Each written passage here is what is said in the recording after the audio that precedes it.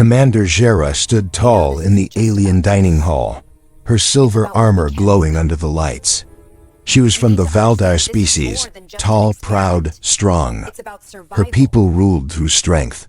They saw humans as soft, slow, and weak. Today was her first visit to the human sector of the galactic base. She had been ordered to inspect their systems and habits. But what caught her attention wasn't the machines or weapons. It was the smell. Something strange and warm filled the air. It made her nose twitch. "What is that smell?" she asked, her voice sharp. A young alien soldier laughed. "It's the human cook, Commander. He calls it sausage." Jera frowned. "Sausage? That soft pink thing in rolls? I've seen it. It looks like a child's snack." The soldiers around her chuckled. One whispered, "She has no idea." Jera stepped into the mess hall. It was filled with humans and a few aliens, all eating quietly. In the center stood a man, simple clothes, apron, hands covered in oil and spice. His name tag read, Kyle. Kyle looked up as Jera entered. "Welcome, first time here." She raised an eyebrow. "Are you the one making this?" He smiled. "If you mean the sausage, yeah. Want to try?" She smirked. "I doubt it will satisfy me. I'm not used to human snacks." Some nearby humans laughed quietly. Kyle said nothing. He just turned and made a fresh plate. The sausage sizzled on the pan, spices dancing in the air. He placed it gently on a plate and set it before her. Jera took the fork and poked it. "It's soft. And small. You'll want to eat it while it's hot," Kyle said calmly. She rolled her eyes but took a bite. The taste hit her like a thunderbolt. Her eyes widened. Her mouth opened, then closed again slowly. She took another bite, then another. Silence fell in the room. Everyone watched as the tall alien warrior, who had mocked the food just seconds ago, was now devouring it like a starving beast. She didn't speak. She didn't blink. She just kept eating until the plate was clean. Then she dropped the fork. Her hands trembled. Her eyes were strange now, glowing faintly. "What did you do to this?" she whispered. Kyle leaned forward. "Just old earth ingredients. Garlic, pepper, a little love." Jera stood up fast. But her knees wobbled. She grabbed the table for support. Her body felt strange, hot, alive. Her heart raced like never before. "This is not normal," she hissed. "You're not the first to say that," Kyle replied with a shrug. She glared at him. "You put something in it. Something to weaken me." Kyle shook his head. "You mocked it, then you ate it. Now you're feeling something you can't explain. That's not weakness. That's curiosity." Jera opened her mouth to argue, but no words came. She turned and stormed out of the mess hall, but not before looking back at Kyle one last time. Behind her, the other aliens whispered. One said, "She'll be back." Another chuckled. "She's already hooked." Kyle just smiled and cleaned the pan. But in Jera's mind, something had shifted. Her senses were awake in a new way. Her body buzzed. She felt drawn to that human. Not because of strength, not because of fear, but because of taste. And deep down she knew. This was only the beginning. Commander Jera tossed and turned in her sleeping pod. Her eyes were closed, but her mind was wide awake. She could still feel it, the warmth, the flavor, the strange pull inside her. That bite of the human's food hadn't just touched her tongue. It had touched something deeper. No battle she had fought, no enemy she had crushed, no fire she had walked through had left her this shaken. "What is happening to me?" she whispered, staring at the ceiling. She tried to ignore it. She told herself it was just weakness, just her body reacting to something unknown. But the feeling wouldn't go away. By morning, her feet moved on their own. She told herself she was just going for an inspection of the human sector again. That's all. Nothing more. But her steps slowed when she reached the mess hall. She stood outside, watching the humans inside laughing and eating. And there he was, Kyle, the same quiet human cook, working calmly behind the counter, flipping the food that had changed everything. She clenched her fists. "I'm not here for the food," she told herself. "I'm here for answers." Jera walked in, her armor shining, eyes sharp. The room went quiet. Kyle looked up. "Back so soon?" She frowned. "You put something in that dish." He shook his head. "I told you. Just spices, seasoning, and time. Nothing strange." She sat down. "Then make it again." Kyle raised one eyebrow. "You sure?" "Yes," she said, voice low. He made it again, this time slower. More focused. Her eyes followed every move. When the plate was placed in front of her, she hesitated. Was it the same? Would it happen again? She took a bite. And again. It happened. Her body heated. Her muscles tingled.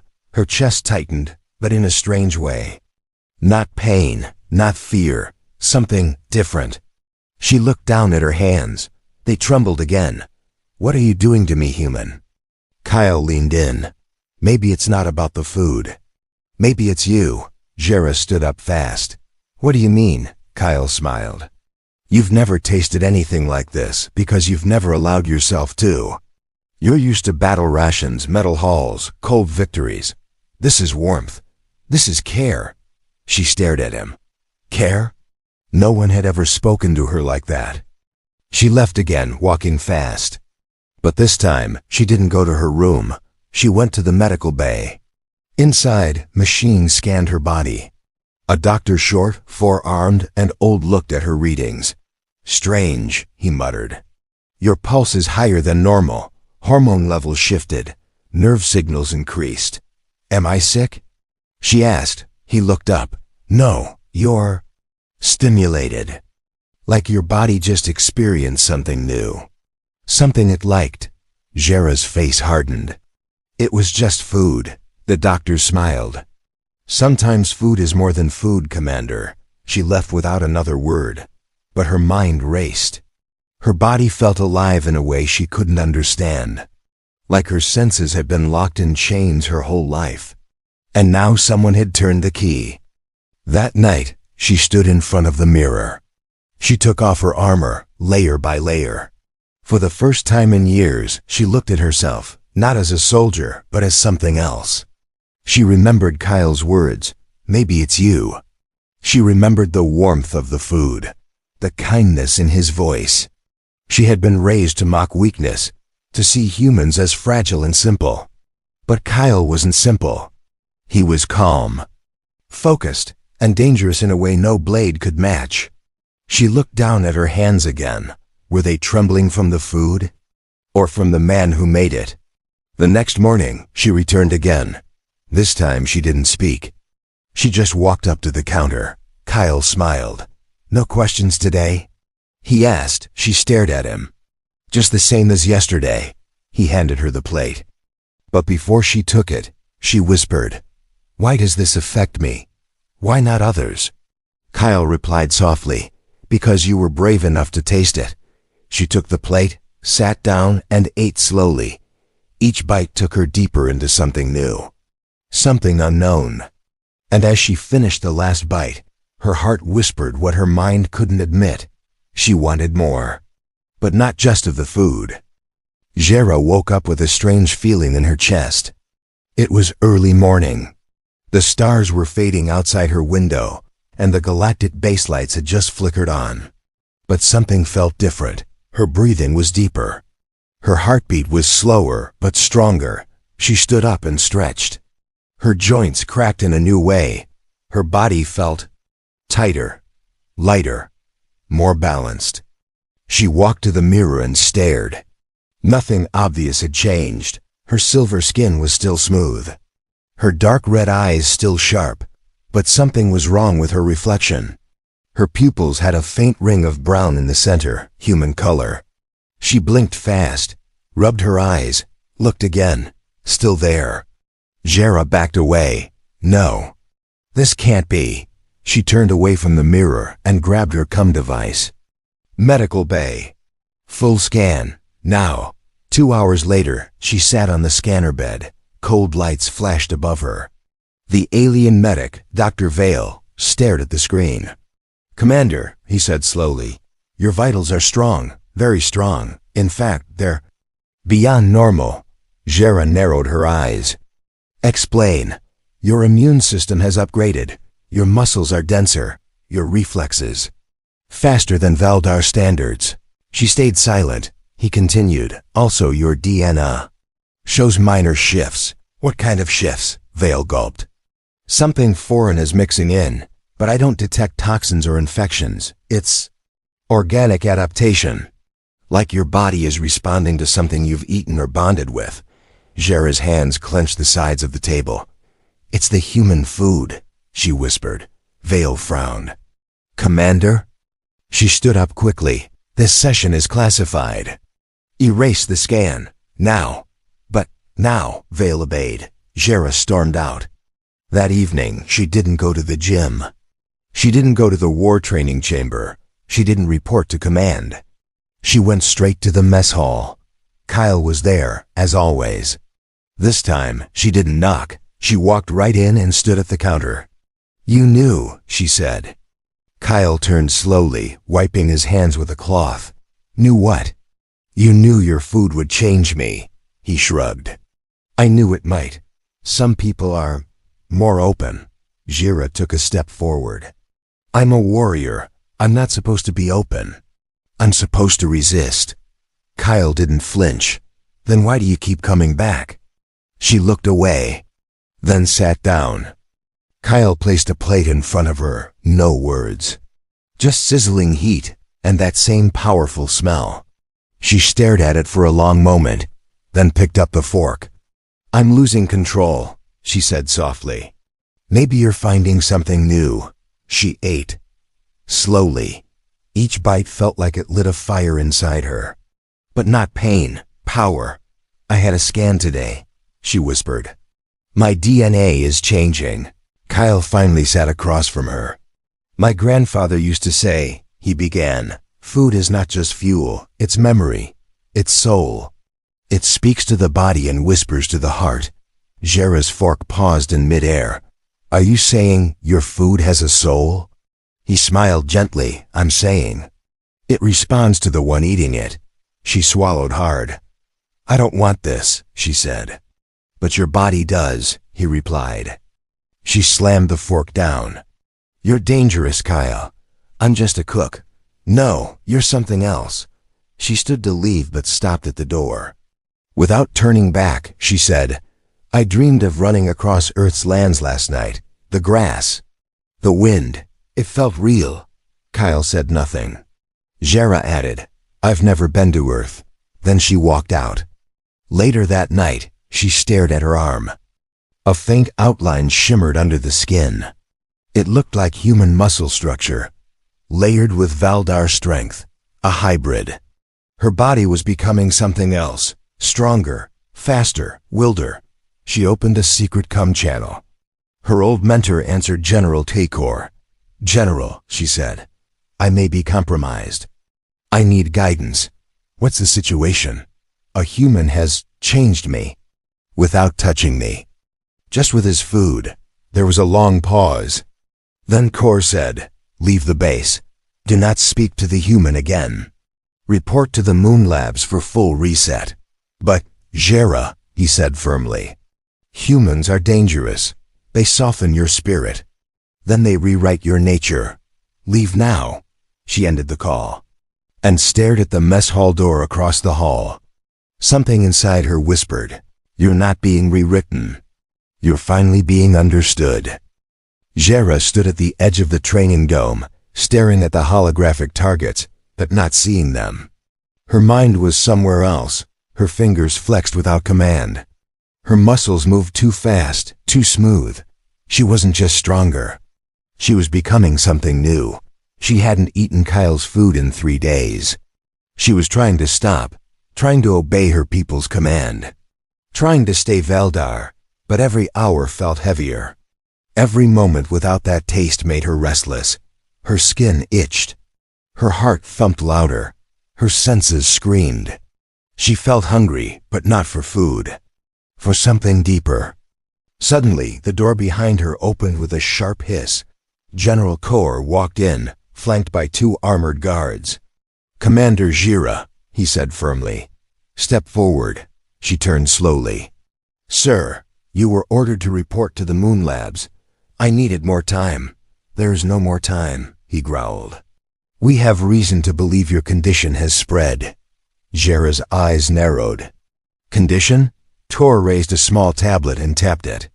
Images appeared: alien officers eating in the human mess hall. Another image showed one with glowing skin. Another with changed eye color.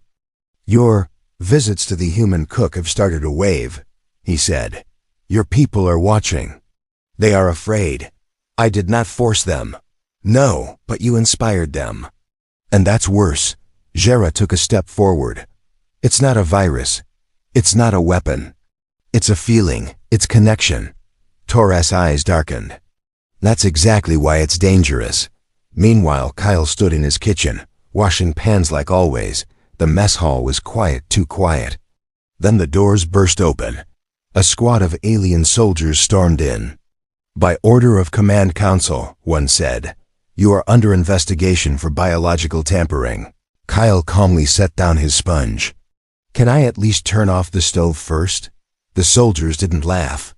They moved in, scanning the kitchen, checking spices, ingredients, oils.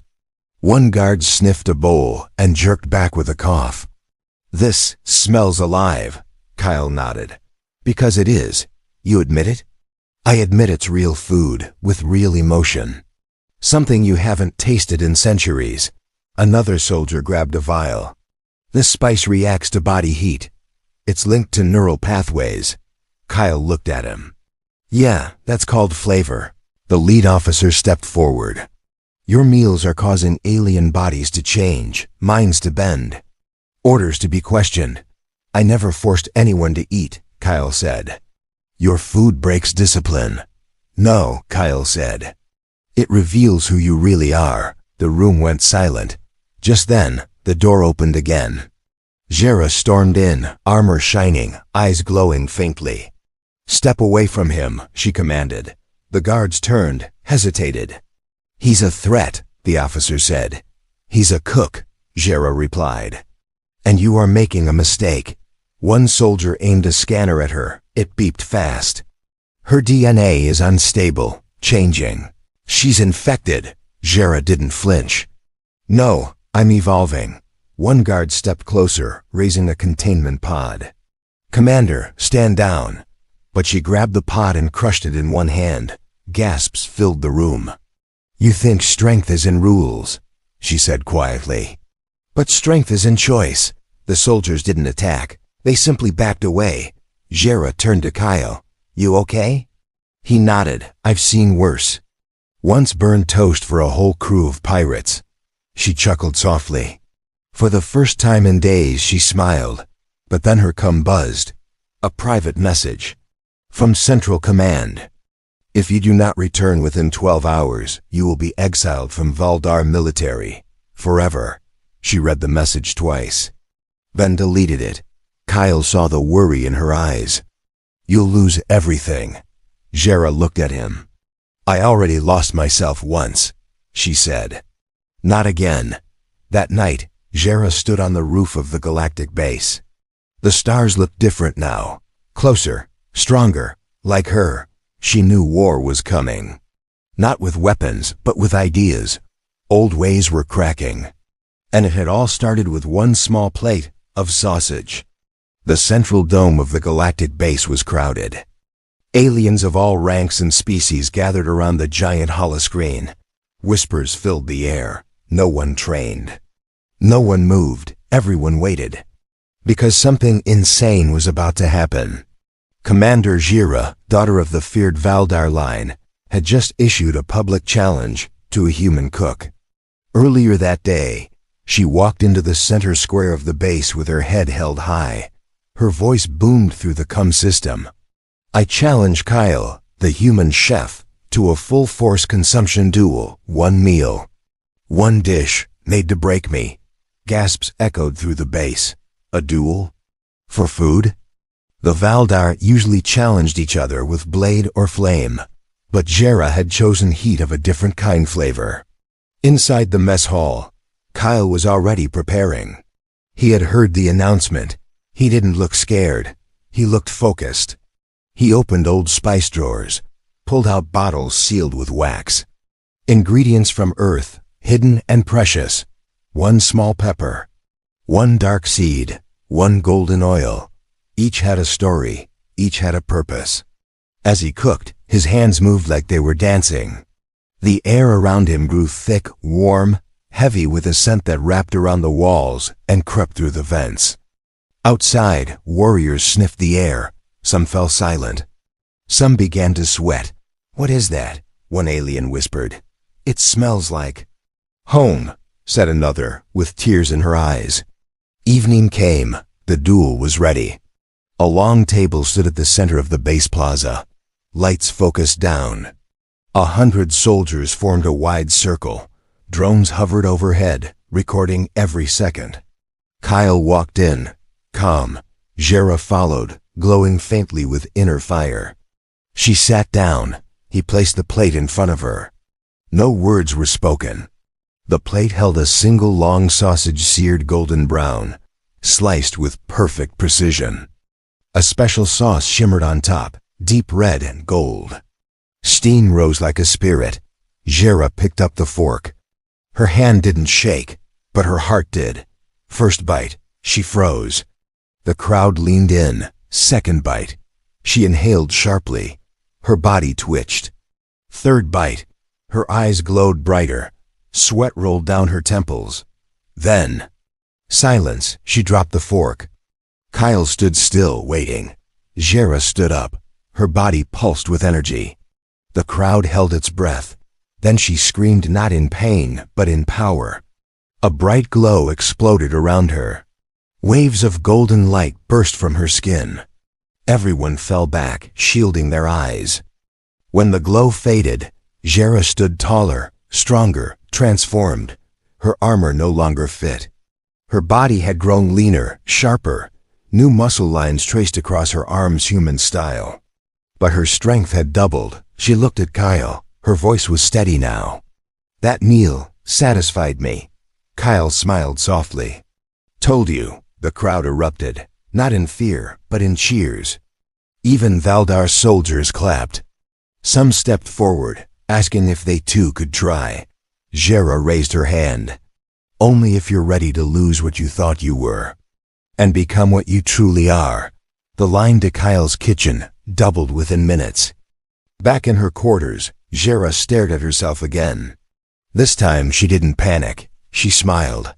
She felt clearer than ever, stronger, faster awake, but more than that. She felt human in ways she never expected. Not weak, not soft, real. Her cum buzzed again. This time it wasn't from command. It was from a group of young alien recruits. They had tasted Kyle's food. And now they were changing too. "We don't want to go back," one girl whispered. "We want to move forward." Jera closed her eyes. It had begun, a new wave, and she was at the center. Not just as a warrior, but as a leader of change. That night, she returned to Kyle's kitchen. He was cleaning again. She didn't speak. She just sat at the counter. He handed her a warm cup of tea, earth blend. She took a sip. No glow. No change. Just peace. "Thank you," she whispered. Kyle nodded. "You're welcome." After a long pause, she asked, "Why me?" Kyle leaned against the counter. "Because you were brave enough to taste something unknown, and honest enough to admit you liked it." Jera looked down at the cup. "Then what happens now?" she asked. Kyle looked at the stars through the window. "We keep cooking," he said. "And they keep waking up." The galaxy was changing. And it started with a single plate of food. Commander Jera had become a symbol, not of war, not of fear, but of transformation. After the public challenge, messages flooded the galactic base. Aliens from other sectors wanted Kyle's recipe. Some begged to taste it. Others warned that it was soul poison, made to destroy discipline. But the truth was simpler. Kyle's food didn't weaken people. It woke them up. Inside the alien command chamber, leaders argued. "She's dangerous," one shouted. "Her DNA is no longer pure. She's united warriors who never spoke before," another replied. "Without firing a shot. She must be contained," a third said. "Before this spreads," but it was already too late. Across the galaxy, alien soldiers were changing. Some glowed faintly at night. Some could hear heartbeats from miles away. Some laughed for the first time in their lives. And all of them had one thing in common. They had eaten Kyle's food. Jera stood in front of a growing group of warriors. Valdar, Talrin, even a few humans, all stood shoulder to shoulder, no ranks, no flags. Just a shared hunger for something more. "I used to think emotions were weakness," she told them. "That taste and feeling had no place in battle. But then, one human made me a simple meal. No magic, no machine. Just real food cooked with care." She looked at her hands. Her silver skin now had faint golden lines. Her veins glowed under light. Her body felt like steel, but her heart was calm. "I didn't become less Valdar," she said. "I became more." Back in the mess hall, Kyle was overwhelmed. The line never ended. Aliens of all shapes and sizes begged for food. Some wanted sausage. Some just wanted a piece of toast. Kyle didn't say no to anyone. He worked silently, always focused. But one day, a strange figure appeared in front of his counter. It was an old alien woman, eyes blind, hands shaking. "I've never eaten human food," she said, voice dry. "Can you give me something small?" Kyle smiled. "Try this." He handed her a simple slice of bread with honey and earth cinnamon. She took a bite. Then her hands stopped shaking. Tears rolled down her cheeks. I remember this feeling," she whispered, "from before the wars." She placed a small badge on his counter. A medal, old, worn. "You're not just a cook," she said. "You're a healer." But not everyone was happy. On the outer moons, rebellion sparked. A group of alien purists called the Old Flame declared Kyle an enemy. "He poisons our people with taste and softness," their leader shouted. "He turns warriors into dreamers." They issued an order: capture Kyle, burn the kitchen, silence the movement. Jera heard the broadcast and stormed into the base council room. "If you come for him," she warned, "you'll have to go through me. You're not a soldier anymore," one council member spat. Jera stepped forward. "No, I'm something better." Outside, warriors began wearing new armor decorated with symbols of flavor, feeling, and choice. They weren't part of any army. They were part of a movement. They called themselves the Kindred Flame, and Jera stood at its head. One night, Kyle stood on the roof of the mess hall, staring at the stars. Jera joined him, wearing no armor for the first time, just simple clothes. Her hair down, her eyes calm. "You created something bigger than a meal," she said. Kyle smiled. "I just wanted people to remember they're alive." She looked at him, then asked softly, "Do you ever regret it?" He shook his head. "No, do you?" She was silent for a moment, then whispered, "I don't even know who I was before I tasted your food." In the distance, ships began to arrive, not with weapons, but with hungry souls. Alien mothers, children, soldiers, scholars, all drawn by a strange, powerful rumor that one human's food could change your body and your heart. They came at dawn. The sky above the galactic base turned dark as hundreds of black ships blocked the sun. Engines hummed like thunder. The Old Flame had arrived. Their leader, General Caver, spoke across all frequencies: "Surrender the human. Burn the kitchen. Purge the infection." But no one moved. Inside the mess hall, Kyle stirred a pot like it was any other morning. Steam rose. The scent of cinnamon and spice filled the air. His hands were steady. He didn't look scared. He looked ready. Commander Jera stood at the front gate of the base, surrounded by warriors of every kind. Their armor was mismatched. Their symbols were new. A fork crossed with a flame. The Kindred Flame. Alien rebels, former soldiers, even old enemies now stood together, united not by flags, but by a taste of something greater. Jera's voice rang out. He gave us flavor, not poison. He gave us choice, not chains. He made us feel again. The crowd roared behind her. General Kaver's ships opened their doors. Troops poured out like shadows. This was no longer a food story. This was war. Kyle didn't fight with weapons. He stayed in his kitchen. He packed meals. He sent them to the front lines with care. Every sandwich, every stew, every roll carried something stronger than armor. Hope. Jera fought like fire. She was faster now, her strength doubled by her evolved body. She moved through enemy lines like wind, not killing, but disarming, disabling, defending. Don't destroy, she told her team. Wake them up. Some enemies, after being captured, asked, "Do you still have any of that?" Food? Kyle smiled each time. Always. The battle lasted 2 full days. Walls cracked, ships fell. But something unexpected happened. The enemy began to stop fighting. Not because they were defeated, but because they started feeling. One soldier dropped his weapon after tasting a biscuit left behind. Another cried after eating stew, whispering, "This tastes like my mother."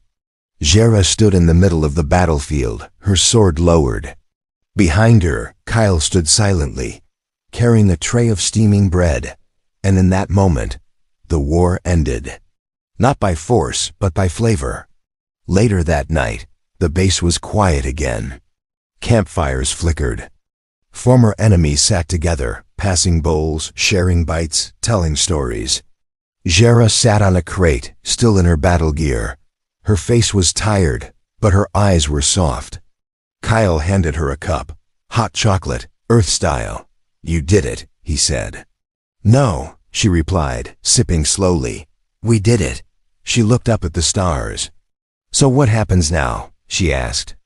Kyle thought for a moment. "Now," he said, "we teach the galaxy to cook." Years passed. The war faded into memory. The kindred flame became a movement, a belief. Not in battle, but in healing through taste, feeling, and connection. Jera became a guide. A leader of warriors who used their strength to protect, not destroy. And Kyle? He built kitchens, not just one, but hundreds. Across moons, stations, planets. Each one lit a flame. Each one told a story. Of the alien woman who mocked his sausage ... and the human who changed the galaxy, one plate at a time. In one quiet corner of a small planet, a child asked her mother, "Is the story real? The one about the cook and the warrior?" The mother smiled and nodded. "It's very real," she whispered. "And if you're lucky, maybe one day, you'll taste what she tasted." Because in the end, it wasn't just food that changed them. It was the courage to feel and the courage to feed.